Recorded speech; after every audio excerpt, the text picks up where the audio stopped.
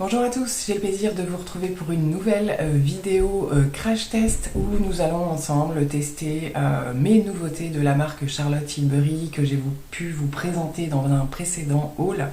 Voilà, donc nous allons tester bien entendu en particulier le dernier bronzer de la marque. Même s'il n'est pas sorti, pour moi, il n'est pas sorti tout dernièrement, mais il y a quelques temps déjà, pour moi c'est une nouveauté. Et également, j'avais très hâte de pouvoir tester les nouveaux petits fards mono qu'a sorti notre chère Charlotte Darling, n'est-ce pas? Donc voilà, j'en ai profité pour regrouper mes produits Charlotte Tilbury et refaire un full face. Je me suis dit que ce serait l'occasion.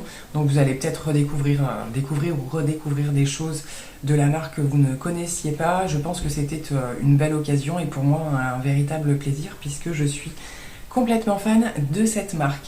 Donc je vous laisse avec la pause des produits, c'est parti.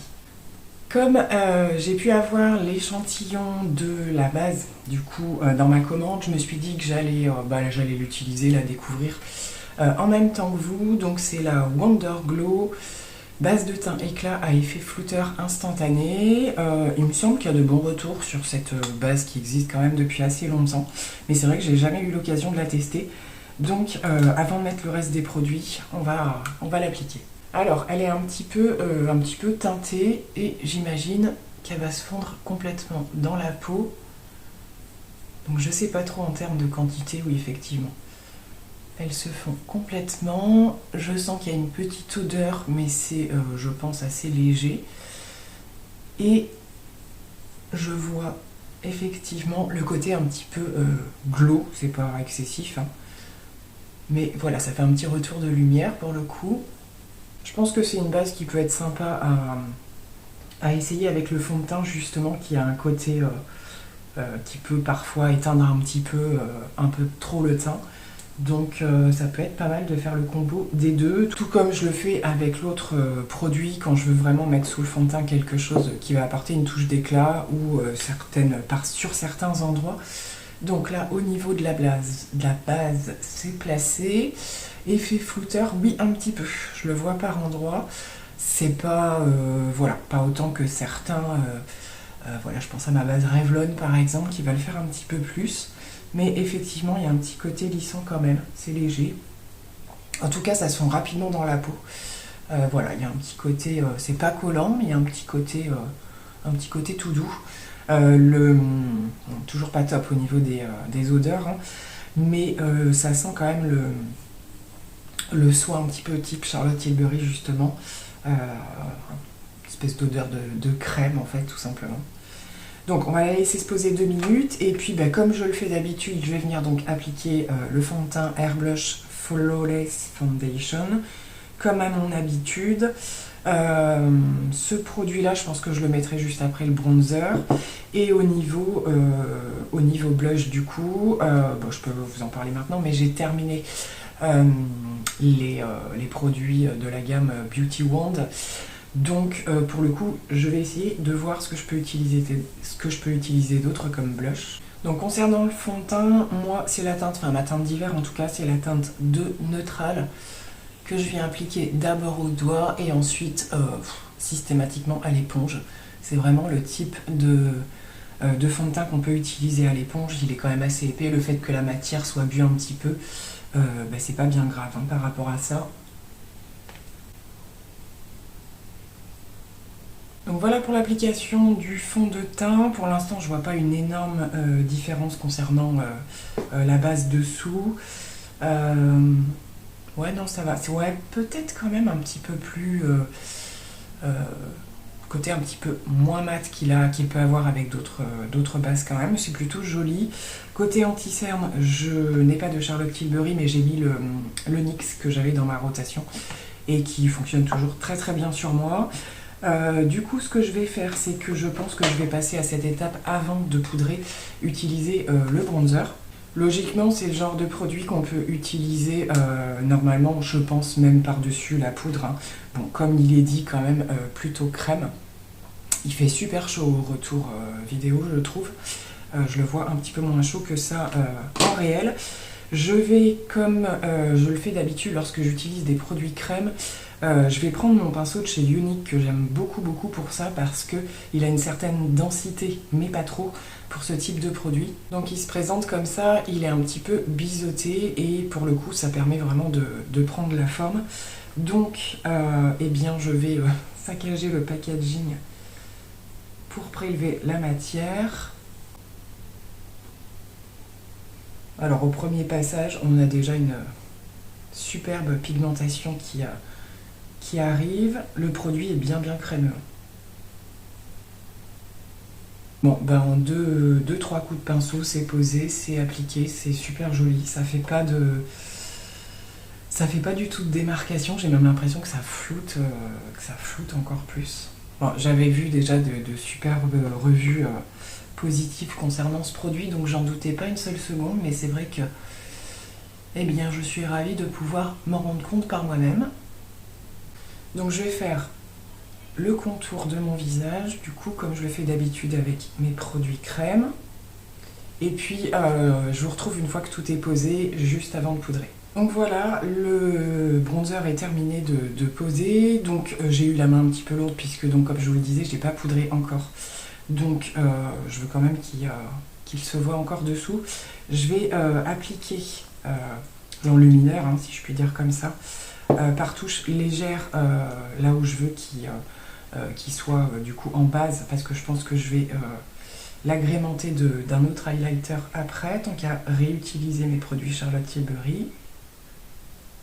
Donc pour la poudre, voilà, j'utilise mes favoris, donc la poudre compacte de la même gamme que le fond de teint et tout ça qui commence, c'est ma deuxième celle-ci, qui commence à se creuser mais que j'ai quand même depuis assez longtemps, et la poudre libre mais qui ne se fait plus, donc ça c'est bien dommage je trouve. À voir si elle nous ressort plus tard une poudre libre, ce serait plutôt chouette je trouve, parce que moi je l'utilise énormément au niveau de mon contour des yeux, voire même sur tout le visage en fonction du fond de teint que j'ai. Donc voilà, je fais un petit mélange des deux pour faire mon teint et ça fonctionne super bien. Donc on va poudrer à ce niveau-là avec la poudre libre. Ce qui est chouette sur cette poudre aussi, c'est que justement elle ne fait pas un effet complètement matifiant, voire desséché. Et voilà, vraiment au niveau des zones qui sont un petit peu plus sensibles, je trouve qu'elle est vraiment bien. Et pour le reste, donc à la houppette avec la poudre compacte, et je finirai avec un gros pinceau pour bien fondre partout. Bon bah le bronzer reste super joli dessous, hein, clairement. Je suis ravie. Vraiment, c'est vraiment un bronzer qui était sur ma wishlist depuis pas mal de temps, et voilà, quand on est quasi sûr que le produit va être efficace comme ça vaut le coup d'attendre. Côté blush, eh bien je me dis que je vais sortir celui de Charlotte Tilbury, le Pillow Talk que j'ai voilà, dans ma collection entre guillemets. Donc le Pillow Talk qui se présente comme ceci, que j'ai depuis super longtemps. C'est vraiment un blush incontournable et qui très rapidement vous fait juste ce qu'il faut avec pas grand chose. Côté un petit peu, voilà, par rapport au centre un petit peu lumineux, mais pas non plus, on peut tout à fait rajouter de l'highlighter après. Il n'y a aucun souci par rapport à ça, ça reste quand même portable on va dire, ça se voit pas des kilomètres. Hein. Et pour l'highlighter, je vais utiliser pareil, un incontournable pour moi. Je regarderai s'il se fait toujours, parce que comme elle en a quand même sorti beaucoup depuis, moi je le trouve juste génial celui-ci. Donc c'est le packaging qui se présente comme ça. C'est un highlighter champagne, somme toute classique, mais voilà, pour moi c'est une merveille. Pareil, ça fait assez longtemps, je crois que je l'avais récupéré sur Vinted. Jamais déçu lorsque je l'utilise, franchement, c'est, je sais pas ce qu'elle a sorti là dernièrement, j'ai vu qu'il y en avait des nouveaux. Donc bah, ça me rend un petit peu curieuse, mais j'attends de voir un petit peu les retours, si ça vaut vraiment le détour ou pas. Voilà, ils sont dits comme pareil, hyper lissants, etc. Donc à voir, j'attends un petit peu les retours quand même. Donc voilà, une pure merveille, hein. Quand on aime l'highlighter, celui-ci c'est magique, magique, magique, comme elle le dit si bien. Donc ben, on en arrive à l'étape, alors je vais faire mes sourcils quand même rapidement, parce que pareil c'est pas du Charlotte Tilbury. Et on va fixer avec le spray. On passe donc au spray fixateur qui se présente comme ceci, voilà, avec un embout classique. Donc là c'est le grand format, du coup moi le dernier c'était le petit. Donc voilà, c'est un spray fixateur que j'ai adoré, donc il n'y a pas de raison que ça change. C'est parti. La brume est super agréable, super fine, il n'y a pas du tout de petits dépôts, de petites traces blanches qu'il peut y avoir dans certains. Voilà, c'est assez là-dessus. Je peux pas vous en dire énormément, ça reste un spray fixateur. Après voilà, il était dit aussi, pareil, quelque chose qui finit d'où lisser le teint, etc. Il est très très bien, il fait super bien le job, il n'est pas magique non plus, mais il est excellent. Donc on arrive à l'étape du maquillage des yeux, on va faire quelque chose de très très simple puisque je souhaite tester avec vous les petits fards mono qui sont sortis donc dernièrement, les Hypnotizing Pop Shot que j'ai en deux teintes. Alors là normalement on va un petit peu mieux voir que lorsque j'avais fait les swatchs. Je vous remarque les références en barre d'infos par rapport au nom des teintes parce qu'ils sont pas super faciles à retenir. Je vais voir un petit peu comment je procède. Je vais donc tester le Smoky Quartz qui est une teinte un petit peu plus voilà, multiple reflets mais qui va être la plus foncée on va dire. Et j'ai également donc la Rose Gold. Je sais pas du tout. Alors un œil de chaque, non je pense pas parce que j'ai un truc à faire à l'extérieur quand même. Je vais voir s'ils peuvent s'associer. Sinon au pire je vous refais un swatch pour vous montrer. Donc voilà, je vais faire comme je procède d'habitude, mettre une base au niveau de ma paupière et puis appliquer directement le fard. Donc je vais d'abord venir avec un petit pinceau plat appliquer la teinte donc la plus foncée, hein, la quartz, je sais plus quoi là, la Smoky Quartz pour le coup, et je vais rester sur les 3/4 de la paupière. Bah écoutez déjà, franchement même au pinceau pour commencer, ça fonctionne. Ça fonctionne très très bien au pinceau. On fait la même chose de l'autre côté. C'est super joli. Clairement, c'est super joli. Je viens me prélever un tout petit peu avec mon doigt pour voir si ça... Bah oui, ça fonctionne encore plus, bien entendu. Et je vois tout de suite, c'est un fard qui va pouvoir se suffire à lui-même. Je vais quand même... Je garde un tout petit espace et je vais essayer d'appliquer l'autre. Alors clairement, ce qui est super joli, c'est le côté multi-reflet et extrêmement lumineux. Lumineux, alors ça fait un petit peu pailleté, mais pas trop non plus. Et vraiment, voilà, ça reste sur des couleurs quasi indescriptibles, hein, tellement on voit de reflets. J'adore. J'adore, franchement, ça tout seul, c'est super joli. Je vais l'estamper au niveau du creux et on va essayer un petit peu sur la partie qui reste d'appliquer le rose gold. Donc pareil, je commence à le prélever au pinceau et je viens le placer par ici. Alors celui-ci, il est un petit peu plus clair, donc c'est possible. Ouais, quoique c'est déjà quand même pas mal. Je sais qu'il était plus discret, ce qui est très bien aussi quand on veut quelque chose de plus léger. Il est vraiment très très doux pour un rose gold et c'est vraiment ce que j'ai aimé. Et ça fait un petit peu comme un pêche en fait. Donc au niveau du rosé, c'est vraiment un rosé, voilà, pas qui va attirer, pas comme mon sweet, hein, vous voyez ce que je veux dire, parce que parfois j'ai eu des rose gold, c'était un peu ça. Ce que je peux faire aussi, c'est le tester à l'embout mousse. Je le tente à l'embout mousse et effectivement, on gagne quand même en intensité pour le coup. Il va être vraiment très très joli tout seul aussi, celui-ci.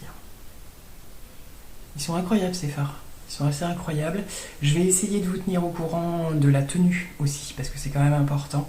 Ce sont des fards, voilà, je sais pas du tout si ça file un petit peu ou pas au cours de la journée. Mais en tout cas, l'un comme l'autre, ils sont juste canon. J'adore, j'adore. J'espère que vous avez le bon retour. Alors vous inquiétez pas, vous allez voir, je sais pas si vous allez vous en rendre compte, vous êtes un petit peu incliné. Il faut absolument que je mette en place mon nouveau trépied, puisque celui-ci commence à fatiguer énormément, les pieds ne tiennent plus. Et là, voilà, aujourd'hui il a décidé de faire du contrepoids, donc je suis obligée de l'incliner un peu. Je pense que vous voyez quand même à peu près. Eh bien écoutez, je vais faire les petites finitions. Un trait de liner, je pense, je sais pas. Ouais, je pense quand même.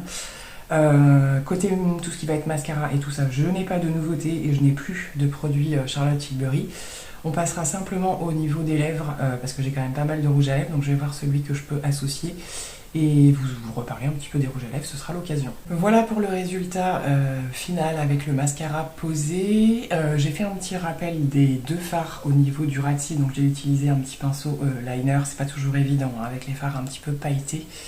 Voilà, mais ça a fonctionné quand même, ça fait un petit retour de lumière. Et voilà, et là je trouve qu'au fil des minutes, en fait les fards se fondent. Ça se fond entre eux et voilà, ça donne un résultat vraiment hyper éclatant, j'aime beaucoup. Donc on va passer et terminer avec les lèvres. J'ai sélectionné, pareil je regarderai si c'est encore dispo, dans la gamme des Super Nude. C'est un des derniers que j'avais eu de la marque, le Runaway Royalty, qui est un nude hein, tout simplement.